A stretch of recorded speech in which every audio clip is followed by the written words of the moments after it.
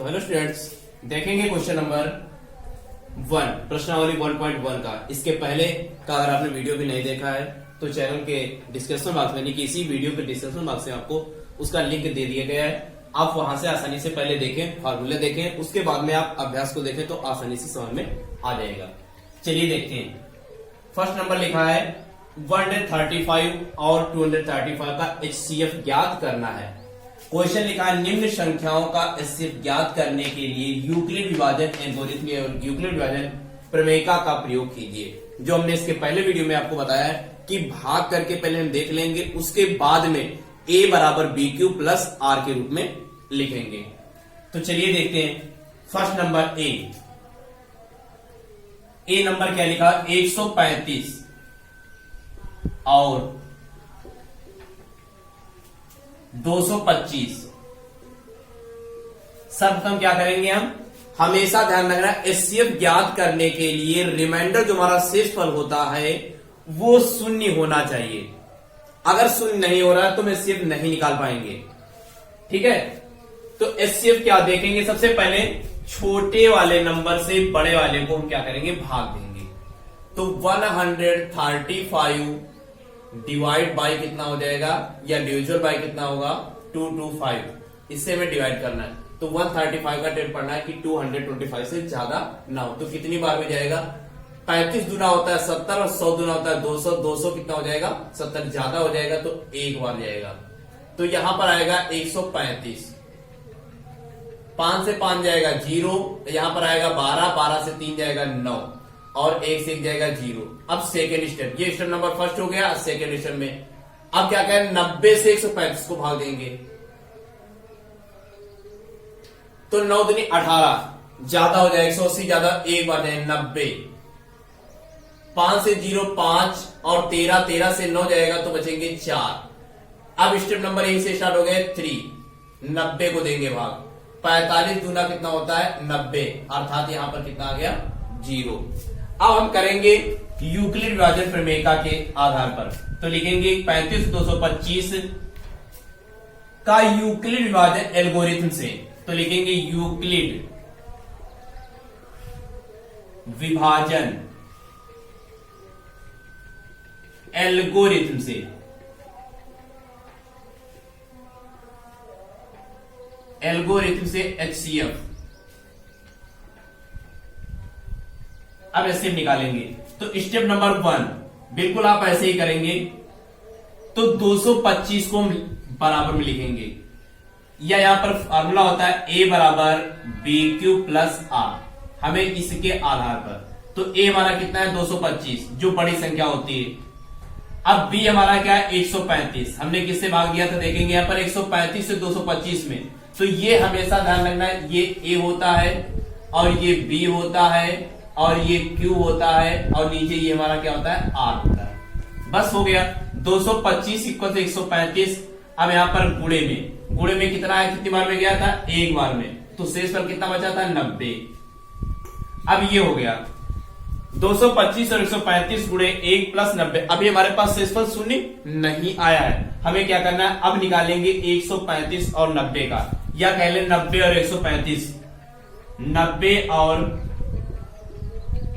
135 से या में HCF। तो अब क्या करेंगे, 135 बड़ा, 135 स्टेप नंबर 2।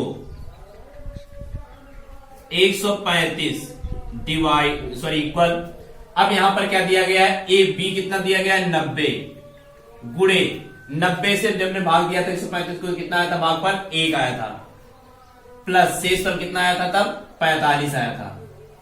अभी भी नहीं कटा हुआ है, यानी शेषफल जो हमारा शून्य अभी भी नहीं आया। अब क्या करेंगे, लिखेंगे 45 और 90 का, 45 और 90 का HCF। तो क्या जाएगा, स्टेप नंबर 3 यहां पर लिखेंगे। तो लिखेंगे 90 बड़ा है तो 90 को बराबर में, 45 कितनी बार में गया था, 2 बार में, 45 गुणे 2 और प्लस में कितना आ गया शेषफल 0। शेषफल हमारा कितना आ गया 0। अर्थात जो भागफल हमारा होता है, यानी भाज्य बराबर भाजक, जो भाजक हमारा कितना आ रहा था 45, जो लास्ट में जिसे हमने काटा था, जो भाजक था, वो हमारा HCF होता है। तो ये हमारा क्या हो जाएगा, HCF, हाईएस्ट कॉमन फैक्टर। तो यहां पर लिखेंगे HCF बराबर कितना हो जाएगा, 45। ये हमारा आंसर हो गया। ठीक है, तो इसी प्रकार से जैसे ये हमने कहा, ये एल्गोरिथम प्रयोग होता है और ये भाग जिससे निकालना पड़ता है। और दूसरा स्टेप जो आपने सीखा होगा इसके पहले 6, 7, 8 में आपने सीखा होगा गुणनखंड विधि, जो दोनों में कॉमन होता है वही हमारा क्या होता है। जैसे देखो इसमें निकाल लेते हैं, देखना क्लियर हो जाएगा आपका। इससे क्लियर हुआ, ये SCF हुआ। सेकेंड मेथड ये एल्गोरिथम का हो गया, ये भाग विधि से हो गया, एल्गोरिथम से हो गया, या भाग विधि कह लें इसको। अब दूसरा जो हमारे पास आता है गुणनखंड, जो हमने आजकल सीखा है पहले कक्षाओं में, लिखा था 135 225 के फैक्टर करेंगे, 135 और 225 के 5 से काटेंगे, 3 से कट जाएगा, 3 चक्कू 12, 1 बचेगा, 5 15, 3 1 कम 3 और 5 15, फिर 3 5 1। अब यहां पर इसको काटेंगे, 5 2 7 7 2 9, 3 से कट जाएगा, 3 7 21, 1 बचेगा, 5 15 हो जाएगा, फिर 3 दूनी 6 15, अब 5 से कटेगा, 5 25, 5 1 कम 5। अब देखो यहां पर 135 इक्वल्स कितना हो जाएगा, 3 3 3 5।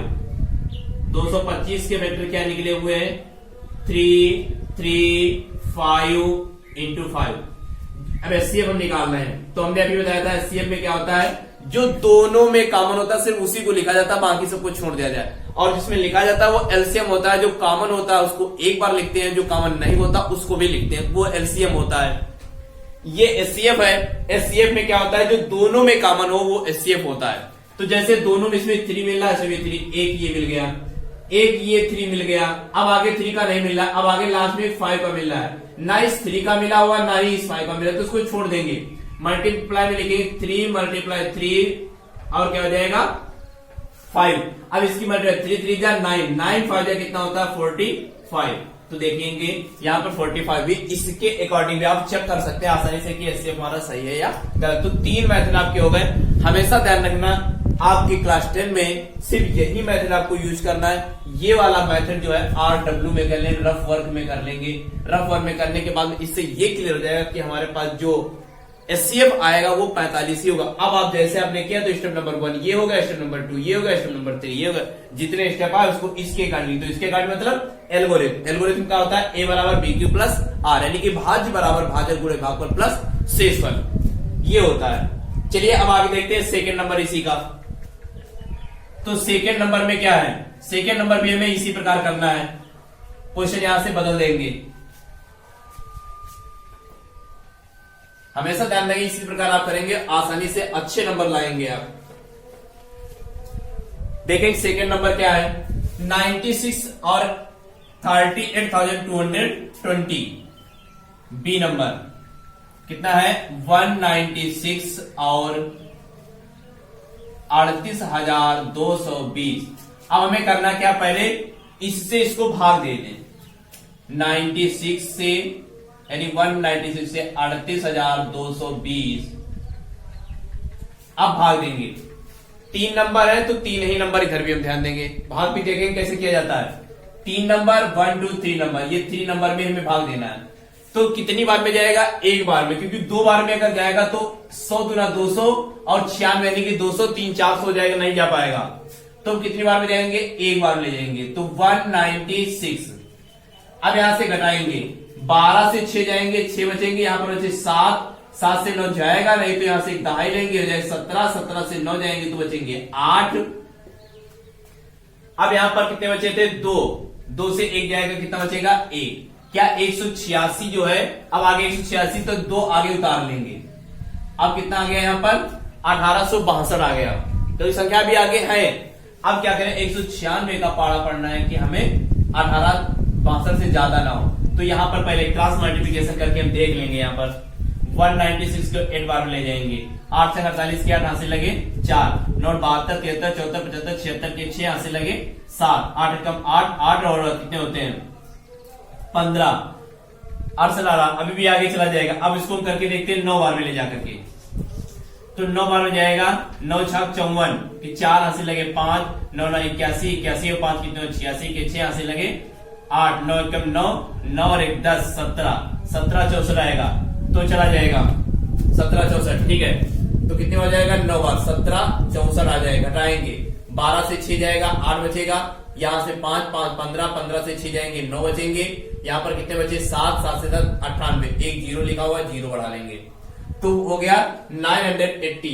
अब हमें 96 का टेन पढ़ना है कि 980 से ज्यादा ना हो, तो यहां पर फिर से मल्टीप्लाई कर लेंगे तो 5 बार में चला जाएगा। क्लियर है, 5 बार में चला जाएगा। 9 56 30, 30 का जीरो हासिल लगे 3, 9 45, 45 43 44 45, तो देखिए गुणा कर लो। 56 30 का जीरो हासिल लगे 3, 9 45 46 47 48 के 8 हासिल लगे 4, 5 क्यों 5 4 9, 980 आ जाएगा। 5 बचा, ये हो गया हमारा कितना जीरो। सिस्टम कितना आ गया जीरो। अब इसको स्टेप 1 में ये हो जाए, क्योंकि स्टेप 1 में जीरो आ जाता है। तो लिखेंगे इसके अकॉर्डिंग ए बराबर बी क्यू प्लस आर, ये हमारा क्या है एल्गोरिथम प्रयोग होता है। तो स्टेप नंबर 1 में हम करेंगे। स्टेप नंबर 1 में क्या जाएगा, लिखेंगे 30 22 0, तो आ जाएगा 196 मल्टीप्लाई कितनी बार में गया 195 प्लस क्या हो गया 0, तो कितनी बार में गया ये जो हमारा होता है भाजक, भाजक ही हमारा क्या होता है HCF होता है। तो लिखेंगे HCF बराबर HCF बराबर कितना हो जाएगा 96, ये हमारा आंसर हो गया। ठीक है, तो चलिए देखते हैं इसके बाद क्वेश्चन नंबर इसी का थर्ड पार्ट। तो थर्ड पार्ट क्या है, आप इसके साथ ले लिया करें और आसानी से क्वेश्चन को लिख लिया करें।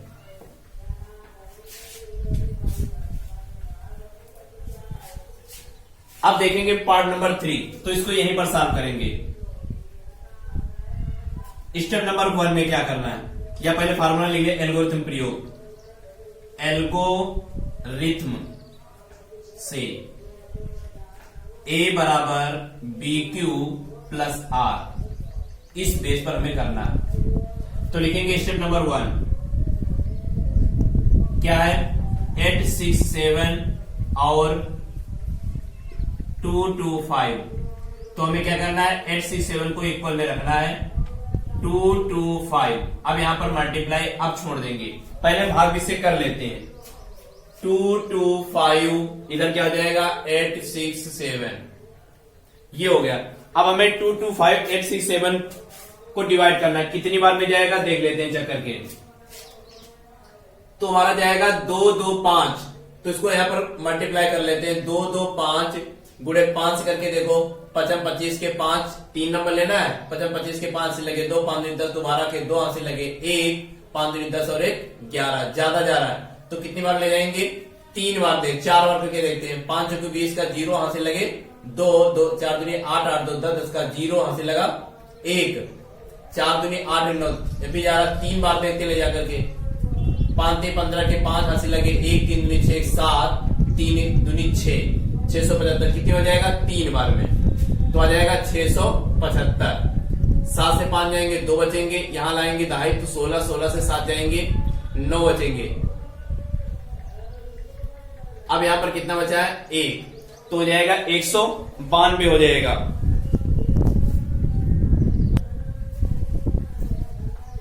देखिए यहां पर क्वेश्चन थोड़ा गलत हो गया, यहां पर 225 में 255 है, 255 इसी तो क्वेश्चन थोड़ा डाउट्स हो गया था इसमें। 255 कर लेंगे यहां पर, अब सॉल्व करेंगे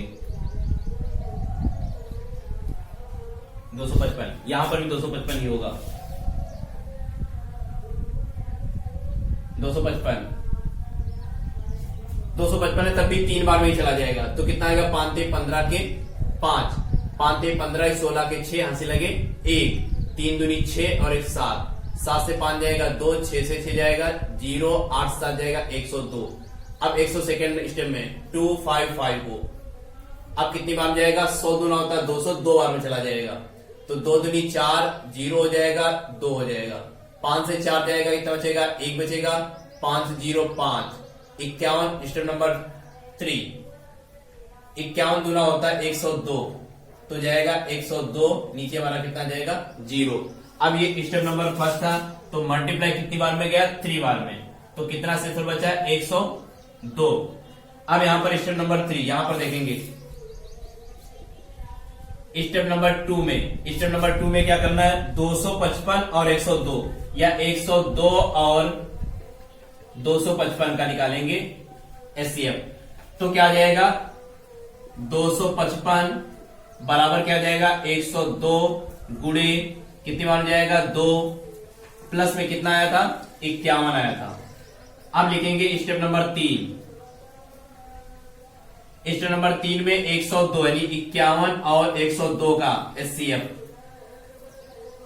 102 को यहां पर लिखेंगे बराबर में आ जाएगा 51 गुणे 2 प्लस 0, अर्थात क्या आ जाएगा ये एचसीएफ निकल आया। तो लिखेंगे एचसीएफ बराबर, एचसीएफ बराबर कितना हो जाएगा 51, यही आंसर हमारा हो गया। ठीक, इस प्रकार से आप यूक्लिड डिवीजन प्रिंट के आधार पर क्वेश्चन अगर कहता तो अब इसी से करना है, आपको इतना ध्यान रखना है।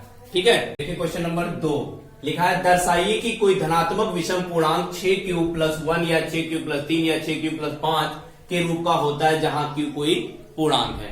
तो माना, क्या लिखेंगे हल, माना a कोई पूर्णांक है, a कोई पूर्णांक है, a कोई पूर्णांक है, तो हम क्या करेंगे जब a कोई पूर्णांक है तो लिखेंगे तब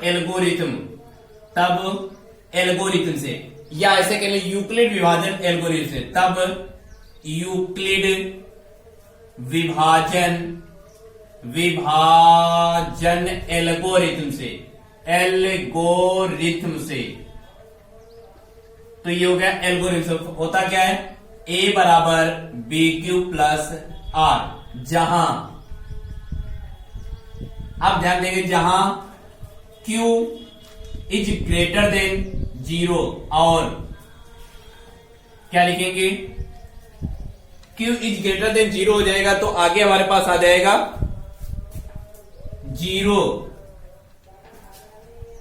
अब हो जाएगा ये B और ये हो जाएगा Q, यानी कि 0 छोटा है B से और बराबर भी है, और जो B होता है वो Q से क्या होता है छोटा होता है। या अब यहां पर Q हमारा क्या दिया गया, सॉरी B होगा यहां पर, या 6 लिख दें यहां पर Q और ये 6 ये हमारा यहां पर B हो गया।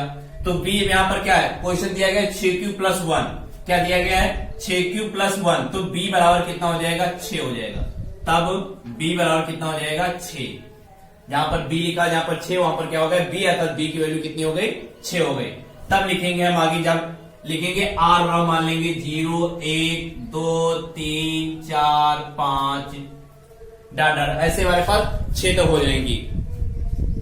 अब लिखेंगे इसको क्रमशः क्या करेंगे A बराबर BQ+R से, A बराबर BQ+R से। अब A यहां पर हमारे पास रखा ऐसे रहेगा, तो A बराबर हो जाएगा B की वैल्यू कितनी 6, तो आ जाएगा 6q+R कितना 0 रखा जाएगा, तो इसका आ जाएगा A बराबर 6q, अर्थात संख्या क्या है ये, अर्थात सम है, सम है।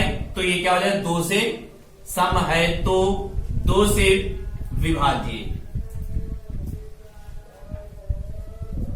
सम संख्या अगर है तो 2 से विभाज्य होगी। अब उसके बाद में रखेंगे R बराबर 1, तो यहां पर देखते हैं इधर R बराबर 1 रखेंगे तो आ जाएगा, ये हो गया फाइंड फर्स्ट नंबर, इसको मान लेते हैं। इसके बाद में सेकेंड स्टेप हो गया, तो सेकेंड स्टेप में क्या आ जाएगा, लिखेंगे A बराबर 6q प्लस कितना हो जाएगा 1, जो 2 से विभाज्य नहीं है, विभाज्य नहीं है। क्यों, क्योंकि यहां पर क्या दिया है 2 से विभाज्य नहीं है। अब उसके बाद सेकेंड स्टेप यानी थर्ड स्टेप पहुंचते हैं, तो A बराबर हो जाएगा 6q प्लस, अब A के बाद क्या रखा जाएगा 2, तो 2 रखेंगे। अब ये संख्या कैसी हो गई सम, जो 2 से विभाज्य है, विभाज्य है, क्योंकि यह सम है, या सम पूर्णांक है, सम है। तीसरे स्टेप में क्या करना है, सॉरी चौथा स्टेप होगा, a बराबर वही रहेगा, a बराबर 6q। अब यहां पर 2 की जगह पर क्या आ जाएगा 3, तो 3 हमारा कैसा है, विषम है, अर्थात 2 से विभाज्य नहीं होगा। ब्रैकेट में लिख दिया तो विषम है, इसलिए 2 से विभाज्य नहीं होगा, विभाज्य नहीं है। अब 5 नंबर देखेंगे, 5 नंबर क्या आ जाएगा, a बराबर सॉरी 1 2 3, हाँ ठीक है, तो a बराबर आ जाएगा 6q प्लस, अब 3 के बाद क्या रखा जाए 4, 4 संख्या हमारी क्या है, ये सम है, तो लीजिए ब्रैकेट में सम है, इसलिए लैंग्वेज अपने आप लिख सकते हो कुछ भी, इसलिए विषम है, इसलिए 2 से विभाज्य लिख दे, क्योंकि यह 2 से विभाज्य, 2 से विभाज्य है। अब आता है 6 नंबर, a बराबर 6q प्लस 5, ये क्या है, विषम है, इसलिए 2 से विभाज्य नहीं होगा, क्योंकि यह 2 से विभाज्य नहीं होगा, नहीं होगा। अब क्वेश्चन कह रहा था कि दर्शाइए कि कोई धनात्मक विषम पूर्णांक 6q प्लस 1 या 6q प्लस 3, 6q प्लस 5 के रूप का होता है जहां q कोई पूर्णांक है। तो लिखेंगे क्या, पहले हम प्लस वाला लिख लेते हैं। प्लस वाला कौन कौन सा है, एक ये हो गया, दूसरा हो गया, ये हो गया, तो लिखेंगे a बराबर 6q, a बराबर 6q, दूसरा आ जाएगा ऐसे लिखे a बराबर 6q प्लस 2, a बराबर क्या आ जाए 6q प्लस 4, समधन पूर्णांक है, समधन पूर्णांक है। अब क्या आ जाएगा, लिखेंगे a बराबर 6q plus 1, 6q plus 1, a बराबर 6q प्लस 3, a बराबर 6q प्लस 5, समधन पूर्णांक है, समधन सॉरी विषम धन पूर्णांक है, विषम धन पूर्णांक है, अर्थात या जहां q कोई पूर्णांक है, इसलिए q कोई पूर्णांक है, या q कोई पूर्णांक है, q कोई पूर्णांक है। इस प्रकार से क्वेश्चन आपका हो गया।